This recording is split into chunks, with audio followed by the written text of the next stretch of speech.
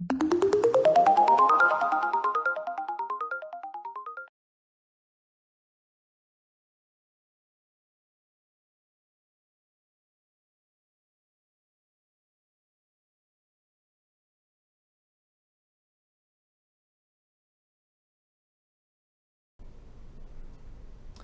a todos, estamos inaugurando o Ponto e Contraponto de tumores geniturinários.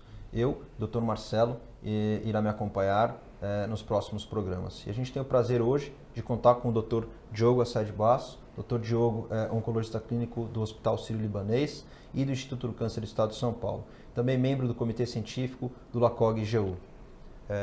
Bom dia, Diogo. A gente, na verdade, gostaria de discutir um pouquinho os melhores estudos da ASCO de 2017. A ASCO é o maior congresso da oncologia clínica. Este ano, mais ou menos, ou quase 50 mil participantes estiveram presentes em Chicago, sendo que quase 6 mil abstracts, sendo que em torno de 2.500 as apresentações de estudos. Dentre essas apresentações, nós selecionamos alguns para discutir com vocês agora. Eu queria já aproveitar e começar a discutir com o Diogo e o Marcelo, um pouquinho sobre câncer de próstata. Acho que como nos últimos anos na ASCO, o câncer de próstata, ele realmente... Os tumores geniturinários vêm ganhando destaque, eu acho que o câncer de próstata, ele principalmente é um dos que está mais à frente. Esse ano não foi diferente, a gente teve uma plenária e teve até um outro estudo na sessão oral que mostraram aí o benefício do tratamento cada vez mais precoce na doença metastática ou de alto risco. A gente já tinha esses dados com quimioterapia associada a bloqueio androgênico. Agora, fala um pouquinho para a gente, Diogo, o que a gente pôde ver lá dos estudos que mostraram de tratamento mais precoce em câncer de próstata? Bom, então, na verdade, o estudo que você mencionou, Andrei, da plenária, foi o estudo Latitude, né? E esses dois estudos, o Latitude e o Stampede, buscaram avaliar pacientes com doença avançada que iriam receber tratamento hormonal de longo prazo, comparado com a associação de abiraterona e prednisona ou prednisolona ao bloqueio androgênico com terapia de privação androgênica. O estudo Latitude, que foi apresentado na plenária, tinha cerca de 1.200 homens que foram randomizados então para receber castração química ou a castração química mais abiraterona e prednisona. Todos os pacientes metastáticos ao diagnóstico, de alto risco, definidos pelos critérios do estudo, ou seja, mais de 3 lesões ósseas, Gleason 8 ou metástase visceral. E o que esse estudo mostrou foi um grande benefício da associação de abiraterona e prednisona à castração nessa população de homens com câncer de próstata, com um benefício muito significativo em sobrevida global e em todos os desfechos avaliados no estudo, sobrevida livre de progressão radiográfica e todos os outros desfechos do estudo. O segundo estudo foi o estudo Stampede. Esse é um estudo de desenho inovador, né? A gente já tinha Bom, como é que é o desenho desse estudo? Então, eles têm um braço padrão, que são pacientes tratados com hormonoterapia, né? E eles vão adicionando braços a serem comparados com esse braço padrão. Então, a gente já teve o braço de hormonoterapia mais quimioterapia, que demonstrou ganho em sobrevida global com a associação de quimioterapia nesse cenário. E agora foi a comparação do braço de abiraterona e prednisolona contra o braço de castração exclusiva. Esse estudo tem algumas diferenças em relação ao estudo Latitude. Então, em primeiro lugar, tanto pacientes metastáticos como pacientes não metastáticos de alto risco eram incluídos, sejam pacientes com doença linfonodal detectada clinicamente ou pacientes com doença N0, M0 de alto risco eram incluídos. E o que esse estudo mostrou globalmente foram dados que corroboram com os dados do estudo Latitude, ou seja, um grande benefício sobre vida global, em tempo para falha do tratamento, com a associação de abiraterona e prednisolona nesse grupo de homens. Você comentou dos dois estudos e as diferenças entre eles. Então, os dados realmente de ganho de sobrevida foram bastante impactantes, na hora de quase 40% da redução de risco, né, não alcançado a mediana de sobrevida global nesses estudos. Uma redução bastante importante. Acho que é importante a gente colocar esses estudos em paralelo também aos dados que a gente já tem de uso de quimioterapia nesse mesmo cenário, pacientes sensíveis à castração. Então, quais seriam as principais diferenças se a gente diferenciar um pouquinho os estudos? Porque, como você disse, o Stampede é um estudo bastante elegante, podemos dizer assim, mas inovador em termos de desenho. E eu acho que ele pode ser comparado muito mais com os braços de docetaxel até por conta de presença de doença metastática e doença não metastática, e também o Charted com latitude. Então, pontua para a gente um pouquinho a diferença entre os desenhos do Charted e latitude, o que muda um pouquinho, o que a gente gostaria de ver sobre isso? Então, em primeiro lugar, depois da apresentação plenária, né, o Dr. Eric Small ele fez uma discussão muito interessante na tentativa de comparar, né, se é que é possível comparar, na verdade a gente não deve fazer isso, isso é um exercício gerador de hipótese, mas a ideia é de tentar comparar esses estudos. Então, em primeiro lugar, quando a gente compara o estudo Charted, né, que foi o estudo de quimioterapia associada à hormonioterapia, a quimioterapia com docetaxel para a população de alto risco, com o estudo Latitude, que também foi um estudo desenhado para uma população metastático de alto risco. Então, a primeira coisa que chama atenção é quando a gente avalia o braço controle desses dois estudos, né? O braço controle desses dois estudos, a mediana de sobrevida foi em torno de 34 meses, mostrando para a gente que foi uma população provavelmente semelhante, apesar dos critérios de definição de doença de alto risco ter sido um pouco diferentes entre eles. Em segundo lugar, foi o benefício em sobrevida global. O hazard ratio dos dois estudos foi de 0,63, ou seja, uma redução do risco de morte de 37% com associação de docetaxel no estudo Charted e com associação de abiraterona e prednisona no estudo Latitude. Então, para uma população de alto risco, parece que a magnitude do ganho, seja com associação de docetaxel ou associação de abiraterona e prednisona, foi semelhante, né? A grande discussão aqui vai ser, ou seja, são drogas que a gente pode utilizar nesse cenário. Então tem duas grandes discussões aqui. Em primeiro lugar, qual escolher, né? Algumas pessoas, inclusive, isso foi pergunta durante o evento, será que a gente vai fazer quimioterapia e seguir com a abiraterona? Quer dizer, isso não foi testado, então na minha opinião é muito cedo para a gente pensar em fazer isso. Mas a dificuldade vai ser como escolher qual droga utilizar. E a segunda questão, ir para o paciente com doença de baixo risco, baixo volume, né? E o paciente não metastático. A gente já tem dados suficientes para utilizar a abiraterona e prednisona para esses pacientes. E também pacientes que fizeram tratamento para doença localizada e evoluíram posteriormente com doença metastática, né? Quer dizer, esses pacientes não foram incluídos no Latitude, e foram incluídos no Stampede, mas uma minoria desses pacientes. Então, será que esses pacientes também se beneficiam dessa estratégia? Então, essas são perguntas que ainda não estão totalmente respondidas com esses estudos. Do ponto de vista clínico, a gente sabe que muitas vezes esses pacientes estão na mão dos urologistas, né, que acabam fazendo o diagnóstico inicial. Com o Charted, com a quimioterapia, acredito que no Brasil pouquíssimos urologistas, se é que algum, faz quimioterapia. Esse paciente era encaminhado para o oncologista clínico. Você acha que agora, com esses novos resultados e com esse incentivo que os urologistas têm recebido para manipular essas novas drogas, esses pacientes vão ficar na mão dos urologistas? E uma outra pergunta é, em que momento você acha que o paciente deve ser encaminhado para o oncologista clínico? Qual que é a melhor maneira da gente ter esse relacionamento que eu acho que é extremamente importante e benéfico para o paciente? Bom, no meu modo de ver, o tratamento do paciente com câncer de próstata, seja localmente avançado e doença avançada, deve envolver um manejo multidisciplinar. Tá? Então, no meu modo de ver, acho que esse paciente tem que ser acompanhado tanto pelo urologista quanto pelo oncologista, né? Existem algumas questões importantes com o uso dessas drogas num paciente com doença metastática. Vamos discutir então o paciente com doença metastática de alto risco, né? Então, esses pacientes, então, em primeiro lugar, não está bem definido qual é a melhor estratégia, usar abiraterona ou usar docetaxel. No meu modo de ver, a gente vai ter que, na ausência de dados de estudos que nos deem essa resposta, a gente vai ter que estratificar e tentar individualizar o paciente. Então, por exemplo, eu tenho um paciente que abre um quadro com uma doença metastática, com PSA relativamente baixo, muita doença lítica, metástase visceral, metástase hepática, etc. Esse é um paciente que talvez, né, eu pessoalmente iria escolher associar docetaxel e não abiraterona, né? Por outro lado, e de novo, essa é uma impressão minha, né? Não tenho nenhum dado de estudo que me corrobore com isso, mas talvez num paciente mais convencional, um senhor de mais idade, que talvez tivesse um maior risco para receber quimioterapia, a ideia seria então iniciar com a abiraterona. Do ponto de vista prático, o que eu acredito que vai acontecer vai ser uma grande mudança de tratamento, né? Acho que a maior parte dos pacientes vão deixar de receber quimioterapia nesse cenário para receber abiraterona e prednisona.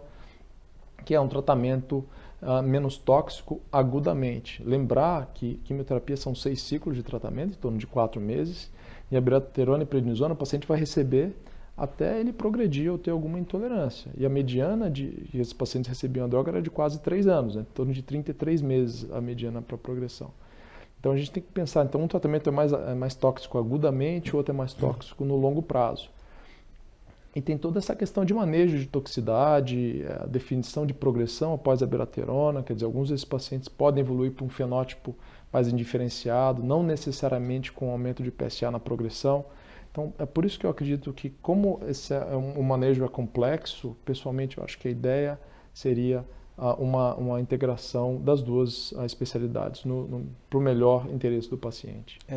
Fechando um pouquinho a discussão de Latude e Stampede, a gente poderia ficar aqui mais de um programa discutindo sobre eles. Existem pequenas diferenças, eu gostaria de ver, claro que os dados comparativos das curvas comparativas foram com o grupo de alto risco, né, de alto volume do Charted, onde o hazard ratio é realmente muito parecido. Lembrando que quase um quarto dos pacientes no Charted vinham de doença evolutiva, não doença de novo, o que muda um pouquinho o prognóstico.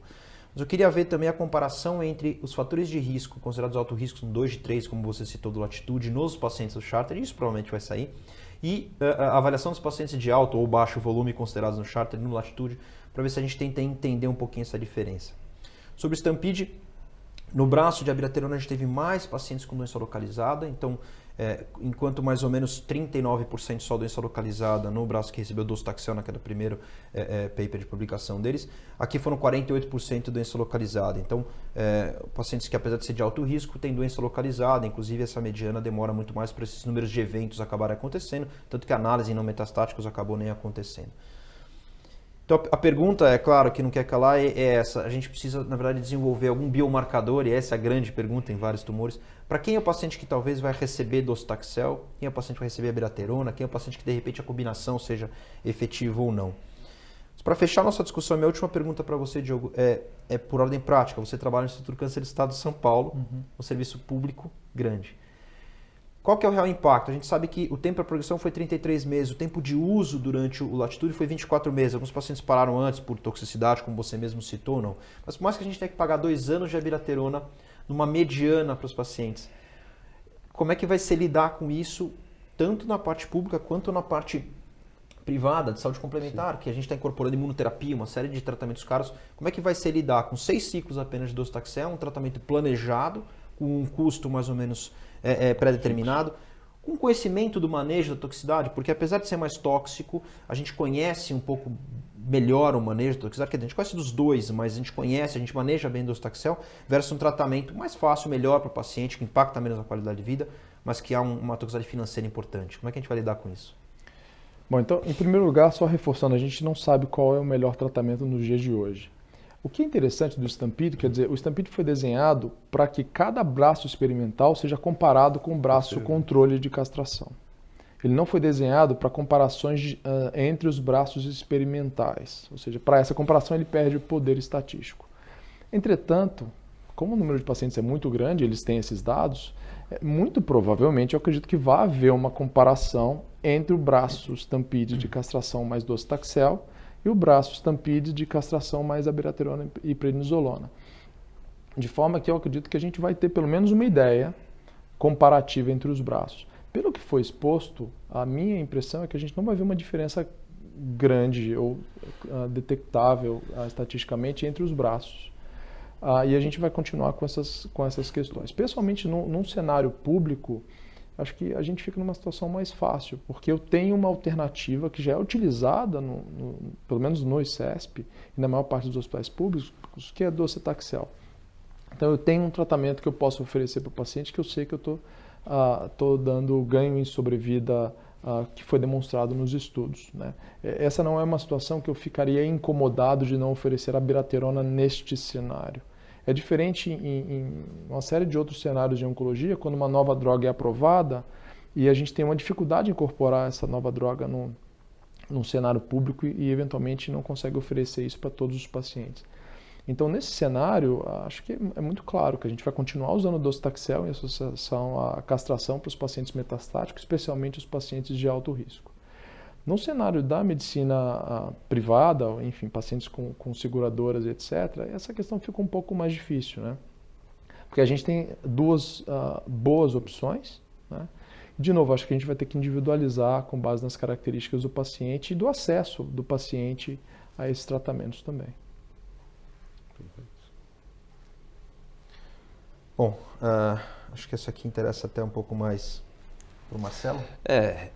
A gente tem, nos pacientes de alto risco, cada vez mais incorporado a terapia trimodal, né? Associação de cirurgia, radioterapia e hormonioterapia no câncer de próstata localizado. Mas a gente sabe que ainda o tratamento convencional, talvez para esses doentes, ou para alguns deles, seja a radioterapia associada à hormonioterapia. E a gente sabe que para pacientes de alto risco, 2 ou 3 anos são melhores do que terapia de curto prazo. Na ASCO, você presenciou algum artigo ou alguma apresentação que talvez confirme isso ou tem alguma novidade? A gente sabe que tem alguns estudos antigos canadenses comparando 18 com 36 meses. Teve alguma atualização em relação a isso, Jean? Então, Marcelo, foi reapresentado o estudo canadense que você acabou de comentar, um estudo canadense grande de fase 3, que buscou comparar, então todos os pacientes com câncer de próstata localizado de alto risco, que iriam receber radioterapia, e eles então iriam randomizar o tempo de duração da hormonioterapia, de 36 versus 18 meses. Uma coisa importante desse estudo é que esse foi um estudo que buscou avaliar a superioridade de 36 meses versus 18 meses, e não a não inferioridade de 18 meses com 36 meses. Então, isso pode parecer uma questão pouco importante, mas do ponto de vista estatístico ela é relevante. Esse estudo já foi apresentado algumas vezes, tanto na ASCO e na ASCO-GU, e o que se demonstrou ao longo do segmento desse estudo é que aparentemente não há diferença entre 36 versus 18 meses de hormonioterapia. Ou seja, as curvas que foram apresentadas no congresso são curvas basicamente semelhantes em termos de sobrevida. Então parece que 18 meses, de fato, é muito possível vai substituir a duração de 36 meses. Você acha que na prática clínica a gente já pode incorporar essa recomendação? Eu acho que, pessoalmente falando, eu utilizo então 2 anos, nos pacientes que vão receber esse tratamento, eu pessoalmente utilizo 2 anos de hormonioterapia. Eu acho que em pacientes que têm algum fator de risco cardiovascular ou que eventualmente não estão tolerando bem a hormonioterapia, eu pessoalmente fico tranquilo em suspender e deixar o paciente com 18 meses de hormonioterapia, tá? O que esse estudo não fez, e que é o que a gente gostaria de ter visto, é ter demonstrado não inferioridade de 18 versus 36 meses. Então, assim, do ponto de vista prático, a gente não tem certeza que 18 meses é tão bom quanto 36, mas analisando os dados do estudo, é muito provável que seja. Então, pessoalmente falando, eu acho que seria aceitável você utilizar 18 meses de concomitância de hormonioterapia com radioterapia nessa situação. Eu ainda não estou totalmente convencido da mudança de 18, 36, 24, acho que é uma boa opção agora. Importante citar o que tem de interessante desse estudo, quer dizer, o hazard ratio diminuiu, né, da apresentação de 4 anos atrás, que chegava no limite superior até 1.6 e agora chegou a 1.29, quer dizer, então aparentemente a gente tem um pouco mais de segurança sobre esses números. E por outro lado, a qualidade de vida foi melhor para os pacientes que fizeram realmente um curto tempo, né? Com o tempo de recuperação e com os valores de recuperação da testosterona muito mais rápidos e muito maiores e melhores os pacientes que fizeram 18 meses. Um fator um pouquinho confundidor são os pacientes idosos, quer dizer, provavelmente 18 meses no paciente acima de 70 anos ou não já é o suficiente para castrá-lo. Então, quando isso não contamina, exatamente, quando isso não contamina eventualmente uma cura. Será que para um paciente jovem, apesar de ser um paciente de maior benefício em termos de recuperação de testosterona, potência e libido e assim por diante, os efeitos vigor físico, os efeitos da testosterona, até que ponto para esse paciente não é um risco maior expô-lo a uma recidiva da doença e perder a chance do tratamento inicial. Então, eu ainda me preocupo um pouco, eu não sei muito para quem que eu vou definir. Quer dizer, o ideal seria para o paciente jovem, uma vez que esse paciente é o paciente que mais vai se beneficiar da recuperação da testosterona. Por outro lado, é o paciente que vai estar vivo muito tempo e vai ter chance de recidiva, vai morrer da doença, né? Então, sim, como é que a gente vai lidar com isso daqui para frente?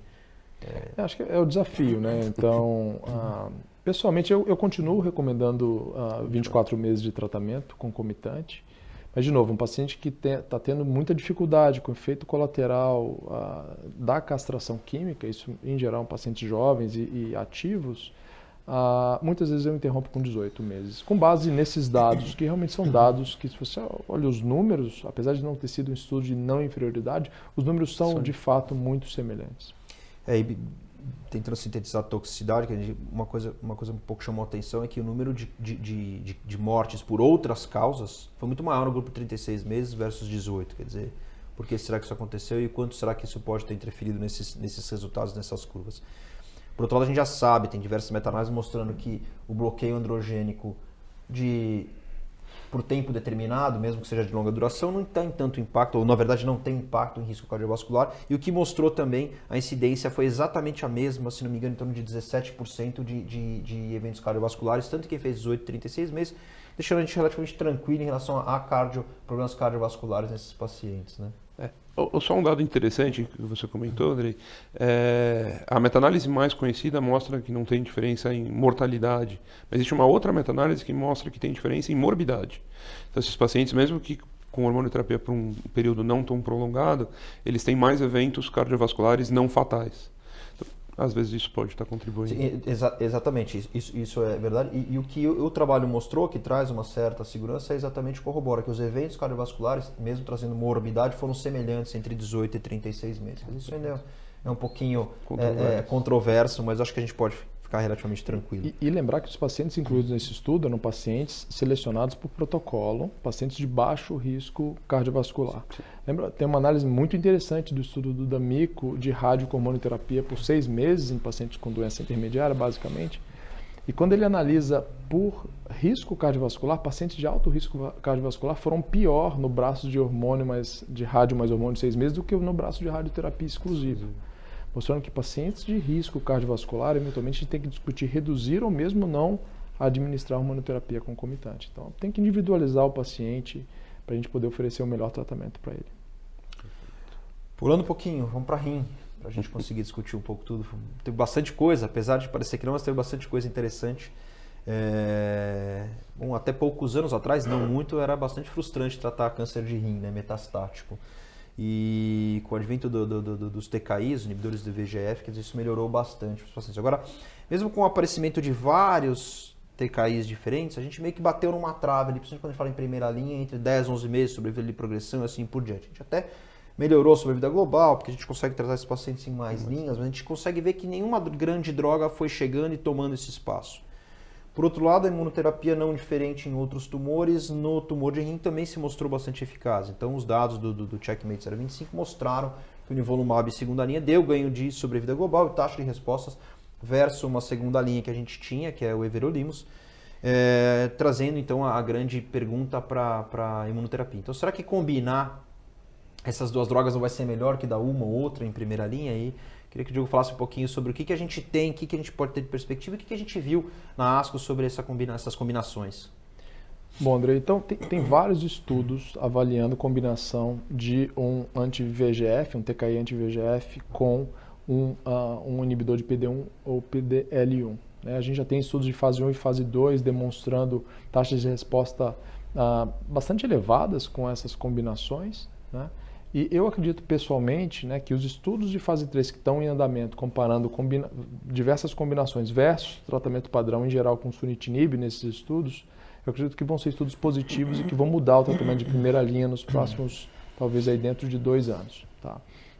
Então, o que a gente viu na ASCO? Então, em primeiro lugar, o InMotion 150 foi um estudo randomizado de fase 2, que comparou, então, a sunitinib, eram 3 braços, né? Um braço com sunitinib, dose padrão, a bevacizumab com atezolizumab em combinação, ou a atezolizumab monoterapia. Então, esse estudo foi apresentado na ASCO geniturinário no começo do ano, e agora os dados foram reapresentados na ASCO, mostrando que parece que é uma combinação ativa, embora as taxas de resposta não foram tão elevadas quanto nos estudos iniciais com outras combinações, especialmente de avelumab com axitinib ou pembrolizumab com axitinib, né?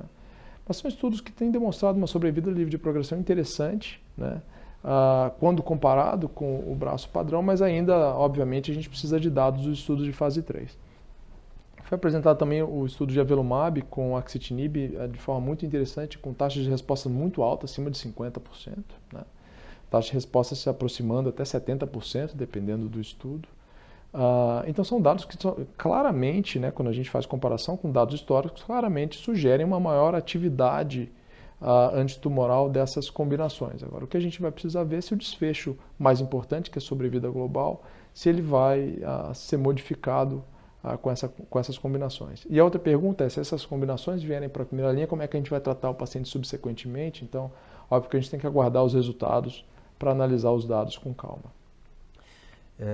Eu vejo que a combinação realmente parece bastante promissora. Eu não posso dizer que eu não fiquei um pouco decepcionado com imunoterapia em primeira linha, quando a gente fala do Emotion, que numericamente o trabalho ele foi mudado, né? Na verdade, a gente pode primar a sobrevida de progressão na população intention to treat, e na verdade, durante a avaliação do trabalho, eles acabaram mudando para um endpoint combinado entre população, né, ITT e população com PDL1 positivo. Uhum. E o que a gente consegue ver é que numericamente, quando a atezolizumab foi comparado isoladamente a sunitinib, ele foi inferior em todas as duas análises, ITT ou PDL1 positivo, e ele, na verdade, teve uma tendência nem significativamente, realmente ele foi estatisticamente significativo, ele foi, mesmo quando a gente pega em PDL1, e a combinação, apesar de numericamente bem mais altas, né, os 11 meses, mas se a gente comparar com o controle histórico, ele não foi tão emocionante assim. O interessante é que mostrou que os pacientes fizeram crossover e pelo menos teve uma boa atividade, né? Uma taxa de resposta um pouco acima de 25%, 27%, isso. O que é interessante. Agora, por outro lado, nem todas as combinações são tão boazinhas, né? Que parece que as combinações com pazopanib têm tido um pouco de problema, né, Ju? Sim, então, assim, já se tentou... Então, pazopanib e sunitinib são duas drogas que nós conhecemos muito bem, são as drogas que a gente usa em primeira linha, né? E já há alguns anos, estudos de fase 1 e fase 1/2 tentaram associar uma dessas drogas com imunoterapia, né? Já tiveram estudos que tentaram, fase 1, associando ipilimumab com essas drogas, extremamente tóxico, não foi para frente. Estudos na tentativa de associar, então, anti-PD1 com pazopanib. Então, agora na ASCO foi apresentado o estudo de pembrolizumab com pazopanib, né? Uma tentativa de associar pazopanib com um outro anti-PD1. E, de novo, a hepatotoxicidade foi um fator limitante, né? Se eu não me engano, quase metade dos pacientes tiveram hepatotoxicidade significativa e, de novo, por questões de toxicidade, essa combinação de imunoterapia com pazopanib parece que não vai ser levada adiante, né?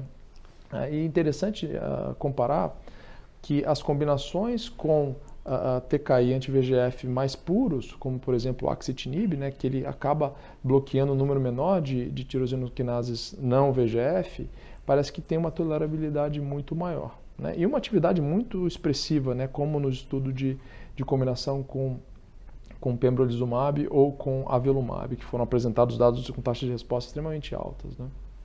Eu trazendo para um cenário um pouquinho mais precoce, alguma informação nova sobre inibidor de tirosina quinase no cenário de adjuvância, tratamento do câncer de rim? Bom, então, na sessão oral também de oncologia geniturinária não próstata, foi apresentado o estudo PROTECT, né? Então, que é um dos grandes estudos randomizados que buscou avaliar o uso dessas drogas anti-VEGF num cenário adjuvante. Então, a gente já tinha tido o estudo ASSURE, que foi um estudo de adjuvância, seja com sunitinib ou sorafenib.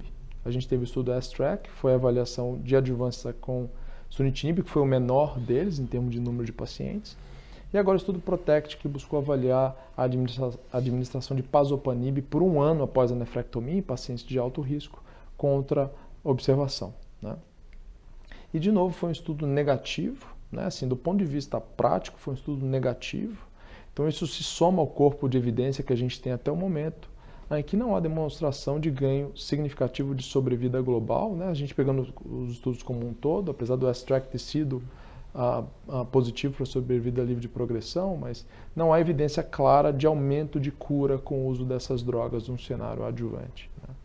Esse estudo, ele inicialmente foi iniciado com pazopanib na dose de 800 mg por dia e depois foi feito, então, uma emenda ao protocolo para que a dose fosse iniciada com 600 e elevada para 800, dependendo da tolerabilidade. Mas de uma forma global, não parece haver evidência para o uso de pazopanib, inclusive os autores, nas suas conclusões, não sugerem o uso de pazopanib adjuvante com base nesse estudo. É interessante que o grupo, teoricamente, era de alto risco, mas vendo os critérios de inclusão, tinha pacientes até com T2, né? Provavelmente isso faz com que a amostragem não seja de tão alto risco assim. Sim, quer dizer, todos esses estudos eles acabam tendo que selecionar um pouco os pacientes em termos de risco, e cada estudo usa uma seleção de risco diferente, mas todas elas buscando então selecionar esses pacientes com tumores ou maiores, ou tumores T3, ou tumor com invasão vascular, etc. Uma série de critérios que são utilizados, né?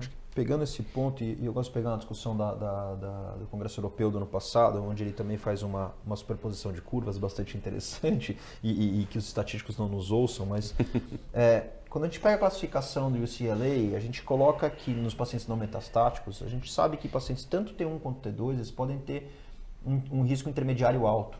Sim. Então, se eles tiverem performance ruim ou grau de Fuhrmann elevado, eles podem ser intermediário alto. Assim como pacientes T3, não T4, mas assim como pacientes T3 com boa performance e grau baixo, eles também são intermediário alto. Quando a gente compara e avalia essa porcentagem no ASSURE e no S-TRACK, a gente vê que é em torno de 37% em ambos os trabalhos de pacientes com intermediário alto. Podemos discutir que T3 é diferente de T2, ou até mesmo T1 que tinha no ASSURE, que não tem no PROTECT, mas pela classificação e que dá uma previsibilidade de recorrência da doença, elas estão mais ou menos classificadas da mesma maneira. Agora, uma coisa interessante, e é sobre as curvas, é que a gente olha que em torno de 53% dos pacientes não recorrem em 5 anos. Uhum. Então, mostrando que provavelmente, na curva placebo, 53% não recorre. Então, mostrando que provavelmente nós estamos falando dos mesmos pacientes. Uhum. Né? Os pacientes não são diferentes. Os pacientes que não estão tomando medicação não têm interferência nenhuma. E se a gente tem mais ou menos a mesma recorrência em 5 anos, eu não tenho por que achar que um tem mais risco que o outro. Não teria uma curva com 35% e uma com 50%. E esse é o ponto que eu levo um pouco em consideração, que assim, mais da metade dos pacientes não vão precisar tomar remédio em nenhum momento. Porque eles não recorrerem em 5 anos, provavelmente os pacientes estão curados, eles não vão precisar tomar. E a incidência de efeito colateral toxicidade, paciente que reduz dose, descontinua, é brutal, né, Diogo? Sim, quer dizer, a gente sabe que essas drogas são ativas no cenário metastático, mas são drogas difíceis de dar. Não é? Quando vou conversar com um paciente que vai iniciar esse tratamento, eu sou bastante enfático. Olha, apesar de ser uma medicação oral, uma medicação que tem efeitos colaterais potenciais, a gente precisa tentar administrar isso. Quando a gente está iniciando esses tratamentos num paciente metastático, existe um ganho visível próximo para o paciente. Quer dizer, o paciente precisa ganhar controle da doença, a gente precisa tentar prolongar a sobrevida desse paciente. Num cenário adjuvante, a grande questão é, tem um número razoavelmente grande de pacientes que já estão curados com a cirurgia, e tem os pacientes que têm doença micrometastática que não são identificados de início. A gente não tem nenhuma ferramenta para selecionar esses pacientes.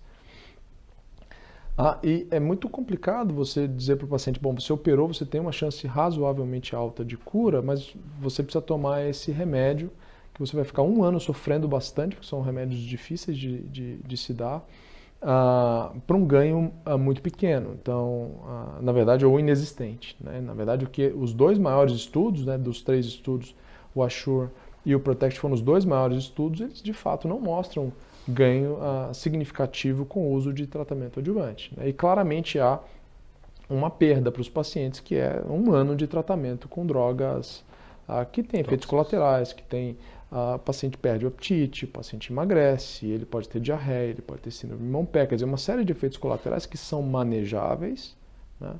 Mas que o paciente precisa ter um benefício palpável e real para pagar esse preço. E em 2 estudos, inclusive, com impacto negativo em qualidade de vida, né? Os 2 maiores, ASSURE e PROTECT. Preto no branco, sim ou não e em que ponto? Quer dizer, existe papel para adjuvância em algum paciente? E se sim, se você vai discutir com algum paciente que tem no consultório, quem é esse paciente? Tá, não. Eu pessoalmente não indico tratamento adjuvante hoje, nem com sorafenib, nem com sunitinib, nem com pazopanib para absolutamente nenhum paciente operado com câncer renal localizado, independente do risco. Acho que o dado, a evidência, ela não indica um benefício clinicamente significativo para a gente indicar esses tratamentos nos dias de hoje. Legal. Pulando um pouquinho para a bexiga agora.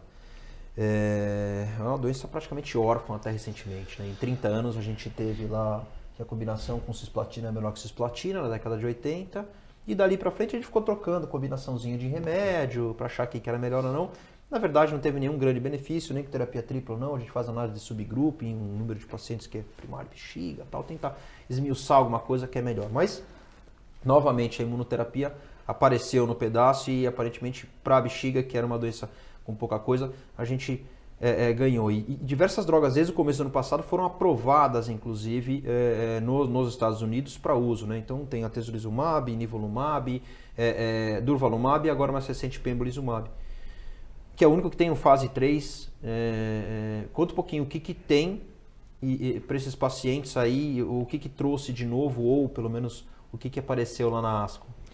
Bom, então, de fato, existem 5 drogas, né, anti-PD1 e anti-PDL1 aprovadas nos Estados Unidos pelo FDA para o tratamento basicamente de segunda linha, mas também de primeira linha em pacientes não candidatos à cisplatina, de pacientes com carcinoma urotelial, seja bexiga ou trato superior, né?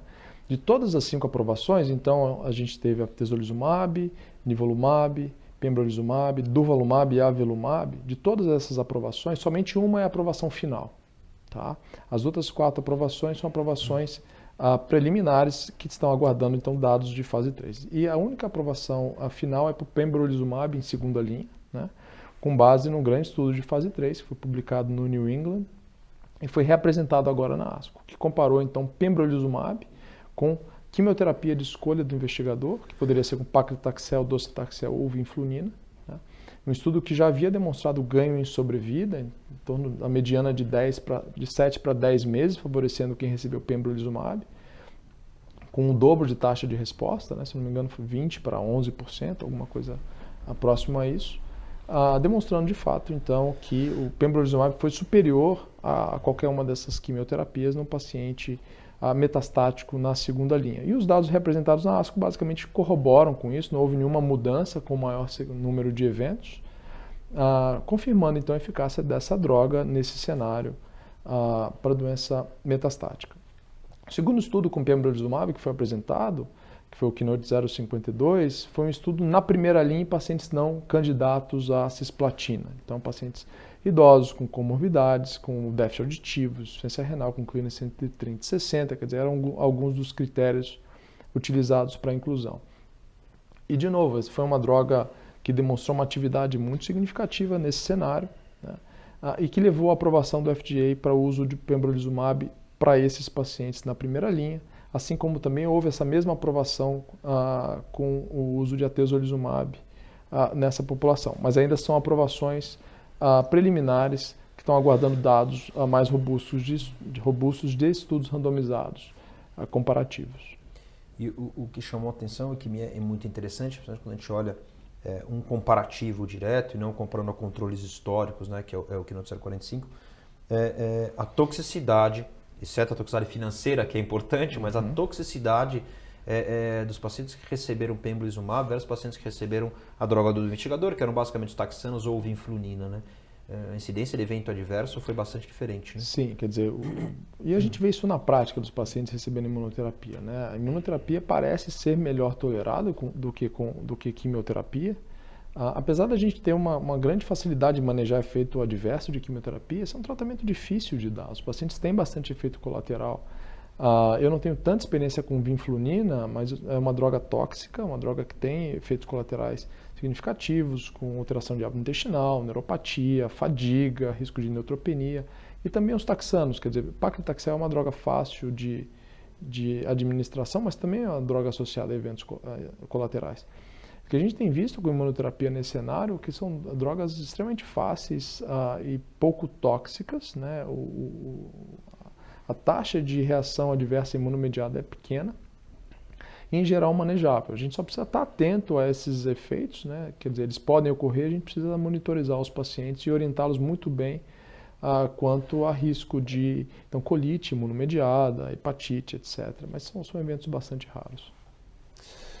Mudando para uma outra doença em que a gente também é bastante órfão, e acho que é uma doença que a gente tem bastante contato, principalmente no cenário público, câncer de pênis. Alguma novidade em relação a tratamentos multimodais para o câncer de pênis? Bom, então, falando um pouco do câncer de pênis com doença localmente avançada não metastática, né? Não doença inicial, mas doença localmente avançada com linfonodo pélvico inguinal positivo, por exemplo, Hoje, boa parte dos centros utiliza tratamento multimodal, em geral com quimioterapia neoadjuvante, seguido de cirurgia e eventualmente radioterapia para controle local. Mas a gente não tem um estudo prospectivo randomizado que demonstre qual é o melhor caminho e qual é a melhor estratégia de tratamento. Então, na ASCO foi apresentado um estudo retrospectivo grande, um pouco mais de 400 pacientes incluídos nesse estudo, que buscou comparar. Então, todos os pacientes eles receberam cirurgia, né, com alguma outra forma de tratamento multimodal, seja com radioterapia, quimioterapia ou radioequimioterapia. E, na verdade, esse estudo retrospectivo não conseguiu mostrar uma diferença clara de desfecho entre os pacientes que receberam cirurgia com radioterapia, cirurgia com químio ou cirurgia com ambos, químio e radioterapia, né? Então, do ponto de vista prático, a gente ainda não sabe qual é a melhor estratégia, apesar de ter sido o maior estudo retrospectivo nesse cenário. E a gente está aguardando estudos randomizados que estão em andamento, né, para tentar responder essa pergunta. Para não deixar passar, vamos falar pelo menos alguma coisinha sobre testículo. Toxicidade, eu acho que qual é a importância, né? A incidência de câncer de testículo é paciente jovem, a gente cura todo mundo, com quimioterapia velha mesmo, só que isso tem seu preço, né, Diogo? A gente viu, por exemplo, um segmento grande de pacientes tratados há mais de 20 anos, e esses pacientes acabaram tendo um risco maior de morte como um todo versus a população que não teve tumor de testículo, né, que não foi tratada. A gente viu que principalmente por risco cardiovascular e diversos outros problemas que esses pacientes podiam ter. Mas, além disso, alguma coisa que poderia até impactar na qualidade de vida, como o hipogonadismo, assim, o que a gente viu lá de câncer de testículo? Bom, então, como você mencionou, o tumor de testículo é a neoplasia sólida mais curável que existe, né? Infelizmente, a gente ainda tem um número razoavelmente grande de homens jovens acometidos por essa doença, mas felizmente a gente consegue curar a grande maioria dos pacientes, mesmo com doença metastática. Só que o tratamento desses pacientes com doença avançada envolve quimioterapia com base em cisplatina, que é um tratamento tóxico, tanto agudamente quanto em longo prazo, né? E as toxicidades tardias e a longo prazo do tumor de testículo são muito bem conhecidas, né? Então, alteração cardiovascular, infertilidade, quer dizer, alteração, enfim, uma série de questões. E na ASCO esse ano foi abordado um tema muito importante, que é qual é o risco de hipogonadismo de pacientes tratados com quimioterapia para doença avançada. Essa foi, então, esse estudo que incluiu quase 500 pacientes tratados com quimioterapia de primeira linha, né, e avaliaram então os pacientes que foram sobreviventes ao tumor de testículo avançado, mostrando que quase cerca de um terço dos pacientes acabaram evoluindo com hipogonadismo, seja hipogonadismo clinicamente detectado, com sintomas como perda da libido, fadiga, etc., ou pacientes com hipogonadismo detectados laboratorialmente, com dosagem de testosterona, FSH e LH. Então, acho que a mensagem quando a gente tem um paciente com hipogonadismo, a gente tem que tratar esse paciente, porque isso pode interferir tanto na qualidade de vida, né, quanto em comorbidades de longo prazo. Então, e é um número bastante alto, um terço dos pacientes com hipogonadismo nessa situação. Então, acho que a mensagem desse estudo é, um paciente tratado com quimioterapia com objetivo curativo em tumor de testículo avançado, a gente deve seguir os pacientes e avaliar laboratorialmente a presença ou não do hipogonadismo. Pegando o gancho e como consideração final, na verdade, eu queria que você falasse um pouquinho do teu projeto no LACOG, eu acho que um dos projetos mais interessantes que a gente tem no grupo e a gente está precisando disso no cenário da oncologia brasileira. Fala um pouquinho para a gente sobre o teu projeto lá no LACOG, sobre testículo, assim por diante. Muito bem, bom, então esse é o nosso projeto no LACOG, né? Então tem uma série de pessoas envolvidas nesse projeto, que é um projeto da criação de um banco de dados multicêntrico de pacientes com tumor germinativo de testículo ou paciente com primário extratesticular. Então a ideia foi criar um banco de dados para inclusão de dados clínicos e de desfechos de tratamento oncológico desses pacientes, né, em que várias instituições pudessem participar, incluir o dado do paciente de forma tanto retrospectiva, mas preferencialmente prospectiva, né, para que num tempo, enfim, num médio, longo prazo, a gente tenha dado do número grande de pacientes tratados em vários centros do país, para que a gente possa avaliar se os tratamentos que a gente está empregando no nosso país estão de fato dando resultados de acordo com a literatura, né? Quer dizer, infelizmente a gente ainda não tem dados clínicos de desfecho de tratamento para essa população em nível populacional, em nível mais abrangente no Brasil. Então a ideia desse projeto é de forma multicêntrica tentar obter esse dado para que a gente possa, enfim, conhecê-lo e aprender sobre ele. Essa iniciativa é fantástica. Fala um pouquinho como é que quem está assistindo a gente, como é que a gente vai, eventualmente, como é que essa pessoa fala, eu quero participar, eu quero inserir dado, eu quero entender, ou eventualmente, como é que eu faço para usar esses dados? Quer dizer, eu consigo fazer um projeto e tentar fazer uma publicação? Como é que funciona um pouquinho essa parte, Diogo? Muito bem, bom, então o protocolo foi escrito e obviamente todos os centros que tiverem interesse em participar, eles podem participar. Há necessidade, como é um projeto que vai envolver a obtenção de dados confidenciais dos pacientes, né, cada centro tem que submeter o protocolo ao Centro de Ética e Pesquisa, ao Comitê de Ética e Pesquisa, ao CEP do seu hospital. Uma vez havendo a aprovação do Comitê de Ética e Pesquisa do hospital e o interesse da instituição em participar, a gente vai então submeter para o processo regulatório como um todo, e uma vez o centro estando apto a incluir os pacientes, então isso vai ser feito mediante a inclusão de dados pelo computador, né, através de uma plataforma digital, e esses dados vão ficar então sob a posse do LACOG e eles podem ser utilizados pelos investigadores para responder perguntas mediante a apresentação de um projeto. Então, por exemplo, vamos dar um exemplo, vamos chegar um dia que a gente vai ter 500, 800 mil pacientes incluídos na plataforma, e você, André, quer estudar então alguma característica, por exemplo, você quer avaliar pacientes com câncer testicular com metástase cerebral, como é que esses pacientes foram tratados e qual é o desfecho deles. Então, há a necessidade de você escrever um pequeno projeto para ser submetido ao LACOG. Uma vez esse projeto sendo aprovado, esses dados vão ser analisados e discutidos com você para que esses dados sejam publicados e apresentados posteriormente. Mas a ideia é que seja um dado multicêntrico e que possa ser utilizado pelos investigadores e pelas pessoas que estão envolvidas para ter mais informação sobre a nossa população aqui no Brasil. Legal. Parabéns pelo projeto, Diogo. Eu queria agradecer ao Marcelo, que está aqui comigo. Queria agradecer a todo mundo que conseguiu ficar até o final e também ao Diogo que pôde disponibilizar esse tempo para a discussão. Foi muito boa e até a próxima.